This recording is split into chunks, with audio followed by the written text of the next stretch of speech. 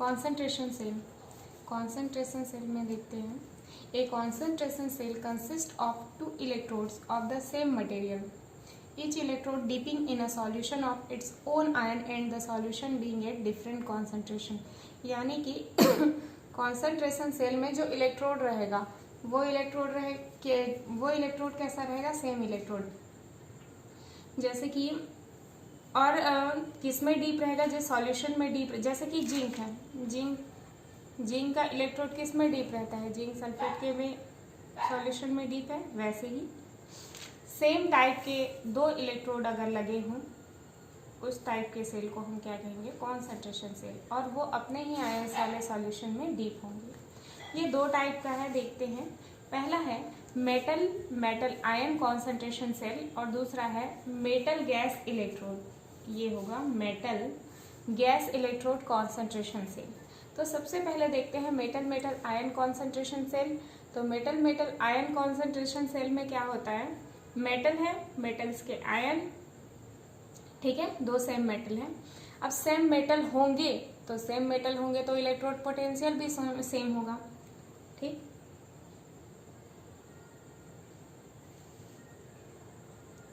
इसके लिए अगर हम नस्ट इक्वेशन लिखेंगे, अगर रिएक्शन में लिखती हूँ तो मेटल N+ में कन्वर्ट हो रहा है, इलेक्ट्रॉन रिमूव कर रहा है, और ये N+ इलेक्ट्रॉन गेन करके मेटल में कन्वर्ट है। इलेक्ट्रॉन क्रॉस हुआ, इधर कॉन्सेंट्रेशन क्या है, इस Mn+ का कॉन्सेंट्रेशन C1 था, इस Mn+ का कॉन्सेंट्रेशन C2 था। तो इस सेल रिएक्शन को लिखने के बाद हमें क्या मिलता है, C2 से C1। हमारा नेक्स्ट इक्वेशन है E cell is equal to E naught cell -2.303 RT/NF log C1/C2। C1/C2 अगर याद होगा तो फॉर्मूला क्या था, RHS/LHS। RHS में क्या है, C1 पहला कॉन्सेंट्रेशन, और LHS में क्या है, दूसरा कॉन्सेंट्रेशन। तो ये C1/C2 हो जाएगा। अब अगर इलेक्ट्रोड सेम होंगे तो उनका पोटेंशियल सेम होगा, और अगर पोटेंशियल सेम होगा तो हमारा E नॉट सेल क्या हो जाएगा, 0 हो जाएगा। जैसे कि अगर जिंक इलेक्ट्रोड है तो 0.76 सेम होगा, तो दोनों क्या हो जाएंगे, कैंसल आउट हो जाएंगे, ठीक है। तो यहाँ पे E नॉट सेल क्या आ जाएगा, 0 आ जाएगा। अब मैं इसे लिख सकती हूँ, E cell is equal to -2.303 RT/NF log C1/C2। जब हम इससे सॉल्व कर लेंगे, RT और F की वैल्यू रखेंगे 8298 केल्विन, तब क्या होगा, E cell is equal to -0.0591/NF log C1/C2 लिख सकते हैं। अगर इस माइनस साइन को मुझे प्लस में कन्वर्ट करना है तो ये मेरा C1/C2 जो है वो C2/C1 हो जाएगा। तो हम इस फॉर्मूले को E cell is equal to 0.0591/NF log C2/C1 भी लिख सकते हैं। देखते हैं दूसरा पेज। जैसे यहाँ पे दिया हुआ है, एक क्वेश्चन दिया हुआ है, metal to metal 2 plus metal 2 plus 2 metal, जहाँ पे इसका कॉन्सेंट्रेशन दिया है 0.02 और इसका कॉन्सेंट्रेशन दिया है 0.01 और 0.02। अब यहाँ पे C1 C2 निकालना है, तो C1 तो मेरा ये है और C2 ये है। तो जब मैं इसका सेल रिएक्शन सॉल्व करूँगी तो ऐसा हो जाएगा। और अगर मैं प्लस के साइन में ले रही हूँ तब RHS के बजाय LHS/RHS दिखेगा मुझे C2/C1। C2 का कॉन्सेंट्रेशन कितना है, 0.02 मैंने रख दिया ऊपर, नीचे 0.01। जब इसको मैं सॉल्व करूंगी तो log 2/log 1 हो जाएगा, ठीक है। अब मैं इसे इसको कटा देते हैं, ये 0.0591/2 है, तो अगर मैं कटाती हूँ तो ये आ जाएगा 0.0295 into log 2 minus log 1। log 2 की वैल्यू होती है 3010 और log 1 की वैल्यू होती है 0, जिसका कोई मतलब नहीं होगा। इन दोनों को मल्टीप्लाई करेंगे तो ये हमारा आंसर आ गया, ठीक है। यहाँ से E से निकल गया। ऐसे ही दूसरा क्वेश्चन है M2 plus M2 plus 2M। इसमें दिया हुआ है इसका कॉन्सेंट्रेशन XM है और इसका कॉन्सेंट्रेशन YM है। अब क्वेश्चन में पूछा क्या है, ऑप्शन दे दिया है, क्वेश्चन पूछा है then cell will be spontaneous if, cell कब स्पॉन्टेनियस होगा ई से, कब होगा, जब x ज्यादा है y से तब होगा, या y ज्यादा है x से तब होगा, या x is equal to y है, या नन ऑफ दिस, या सेकेंड एंड थर्ड। अब इन 5 ऑप्शन में से एक हमको टिक करना है कि कौन सा स्पॉन्टेनियस है। तो इसके लिए अगर हम रिएक्शन लिखेंगे, इसके लिए रिएक्शन लिखेंगे तो क्या हो जाएगा, E cell is equal to, मैं लिख सकती हूँ 0.0591/2 लॉग, ऊपर क्या रहेगा, अगर कॉन्सेंट्रेशन, अगर मैं रिएक्शन लिखूं प्लस में मैंने लिया है तो ये मिलेगा मुझे y/x मिलेगा, अगर प्लस के टर्म में ले लूँ तो आप सेल रिएक्शन निकाल के देख लीजिएगा, ठीक है। y/x मिला तो कब वैल्यू ज्यादा होगी, जब y की वैल्यू ज्यादा होगी तो इसकी वैल्यू भी ज्यादा होगी, ठीक है, और ये पॉजिटिव में है तब वो पॉजिटिव में आएगा। और कभी भी रिएक्शन कब स्पॉन्टेनियस होगा, जब ई सेल की वैल्यू क्या हो, पॉजिटिव हो, इसलिए हमारा आंसर क्या होना चाहिए, second, y is greater than x। Next है, अगर मैं दूसरा एग्जांपल देखती हूँ जिंक का, ठीक है, ये आपको सॉल्व करना है, दिया हुआ है zinc 2 zinc 2 plus two zinc, same electrode, ठीक है, इसका कॉन्सेंट्रेशन है 0.1 और इसका कॉन्सेंट्रेशन है 0.01। Then calculate E cell and predict feasibility of cell, feasibility it means spontaneous, ठीक है, आपको बताना है इसमें मतलब फिजिबिलिटी, फिजिबल है या नहीं, फिजिबल मतलब स्पॉन्टेनियस है रिएक्शन और नॉट, ठीक।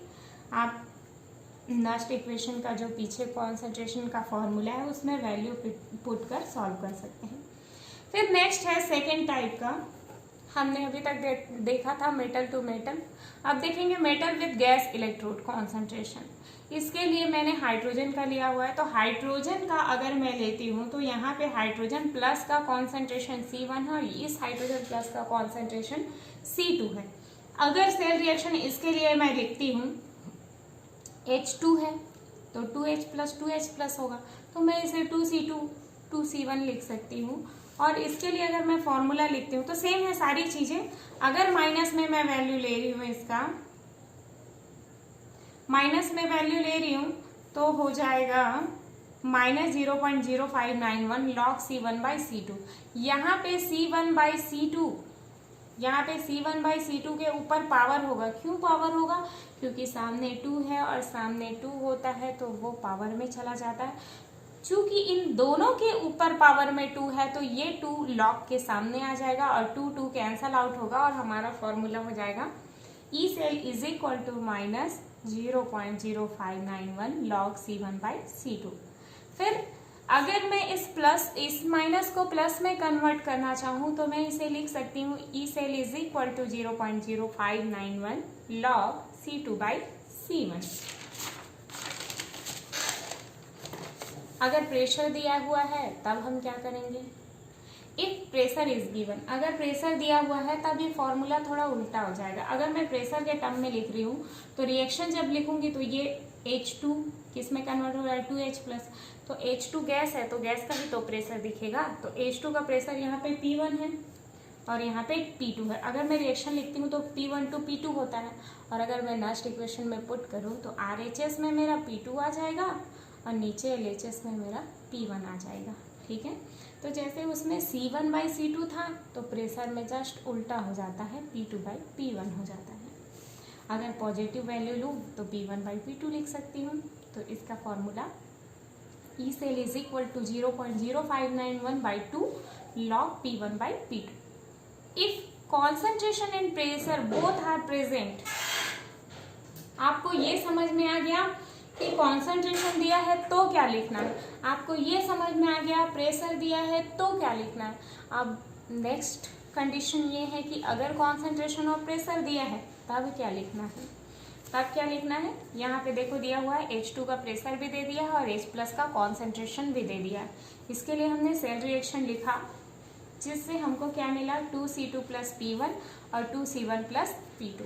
अगर मैं इसे फॉर्मूला मैं पुट करूंगी तो मैं इसको लिख सकती हूँ E cell is equal to minus 0.0591/2 log C1 square and C2 square और यहाँ पे P2/P1 लिख सकती हूँ। अगर मैं इसको पॉजिटिव में लिखना चाहूँ तो E cell is equal to 0.0591/2 ना करे तो भी बन जाएगा क्योंकि इसका पावर बाद में आएगा, लेकिन फिर भी लिख देते हैं। ये ऊपर चला जाएगा C2/C1 स्क्वायर, ठीक है, बाय यहाँ पे P1/P2। क्लियर? ये फॉर्मूला हो जाएगा अगर कॉन्सेंट्रेशन और प्रेशर दोनों दिया हुआ है। अब नीचे कुछ क्वेश्चन दिए हुए हैं जिसका आंसर आपको बताना है। ये क्वेश्चन दिया हुआ है for sale reaction PTH2H plus H+H2, यहाँ पे X ATM Y ATM दिया है, ऑप्शन दिया हुआ है ये 4, आपको बताना है रिएक्शन फिजिबल है या नहीं। दूसरा क्वेश्चन क्लोरीन वाला दिया है, इसमें भी आपको बताना है रिएक्शन फिजिबल है या नहीं। तीसरे रिएक्शन में भी आपको फिजिबिलिटी बतानी है, बट इसमें क्या दिया हुआ है, कॉन्सेंट्रेशन दे दिया है। अब कॉन्सेंट्रेशन दिया है मतलब आपको उसको पूरी तरह से सॉल्व करना पड़ेगा, ठीक है।